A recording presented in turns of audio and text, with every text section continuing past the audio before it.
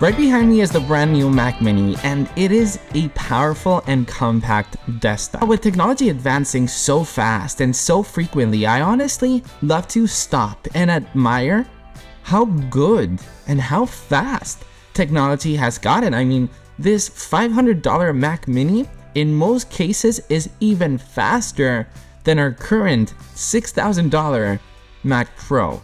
That is utterly insane. I mean, if you were to tell me like 5 years ago that we would have a desktop of this size, of this price, with this amount of power, I honestly wouldn't have believed you. This is the new Mac Mini, and this is my review.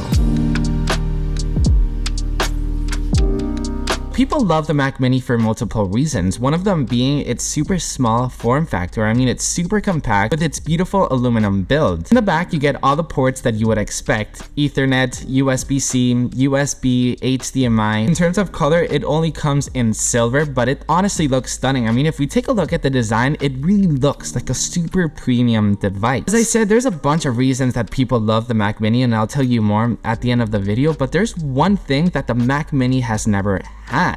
The Mac Mini has never had Pro performance, but now the heart of the Mac Mini is configurable in two different specs. One, M2, which is already awesome by itself, but what's mind-blowing is the M2 Pro built in this super tiny device.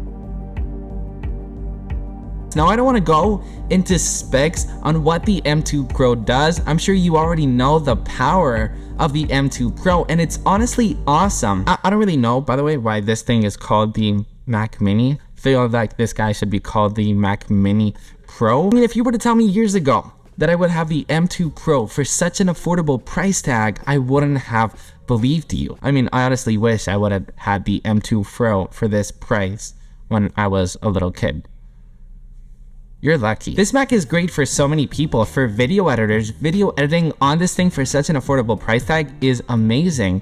Graphic designing, I mean, you can put up Photoshop and Affinity Designer files that are so massive, and this Mac will handle it fine. I see a lot of professionals buying the Mac Mini, but I also see a lot of just standard consumers, standard people that just want to do a couple just some people that just want a Mac at home for just some basic stuff to do on their computer. Why should I buy a Mac Mini and not an iMac? Or why should I buy the Mac Mini and not a MacBook Pro or an iPad Pro? You see, the Mac Mini is a Mac.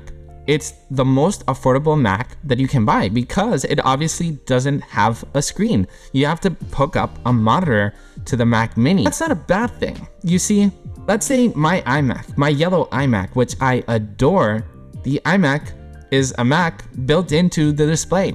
So years can go by and the chip inside of the Mac is still great, but maybe the display, maybe it gets outdated over time, and maybe you're sick of that yellow color over time.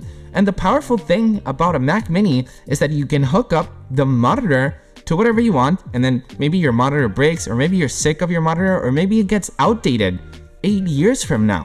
This Mac will handle it fine. 8 years from now, this Mac will do as well as it's doing now, but you can interchange the monitors. You can add multiple monitors, and I'm actually gonna say something crazy now. I mean, how portable this thing actually is. I mean, look at this. It's like the size of my hand. I could probably grab this and throw it in my suitcase, and I've got like the super portable and extremely powerful and affordable. What I mean affordable is compared to Macs, it's obviously cost its own money, but affordable.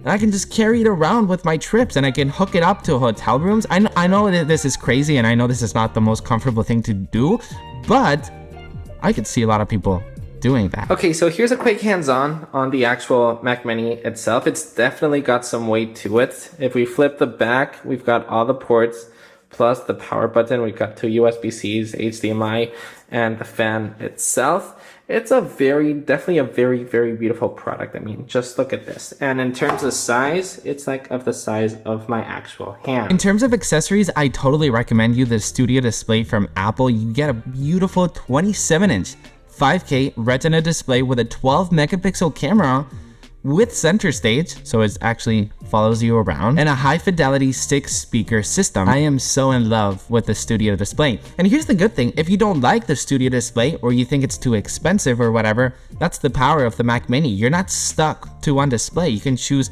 whatever display you do on the market, but I do recommend you, since you're getting this powerful of a device, I pair it with, you know, a really good monitor, which is the studio display. And then in terms of accessories, you've got the Magic Keyboard with numeric pad with Touch ID built in, which is awesome. I totally recommend you guys that. And in terms of the Magic Mouse, a lot of people hate on the Magic Mouse.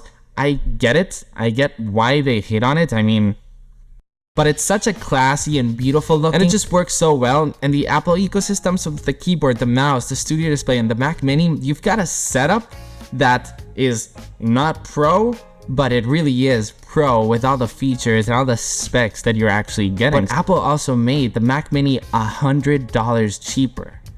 That is the cherry on the top. Cherry on top? Cherry on the top? It's still awesome.